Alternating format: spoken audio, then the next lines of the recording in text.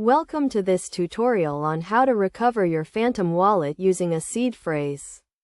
Phantom wallet is a popular digital wallet used for storing and managing cryptocurrencies such as Solana. Losing access to your wallet can be stressful, but with a seed phrase, you can easily recover it. First, let's understand what a seed phrase is. A seed phrase is a list of words that serves as a backup to your wallet, allowing you to restore it in case you lose access. It is essential to keep your seed phrase safe and secure, as anyone with access to it can control your wallet. To recover your Phantom wallet, start by going to the Phantom website and clicking on the Restore Wallet option.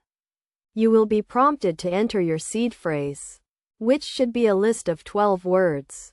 Make sure to enter the words in the correct order, as the order matters. Once you have entered your seed phrase, you will be asked to create a new password for your wallet. Choose a strong and unique password that you have not used before.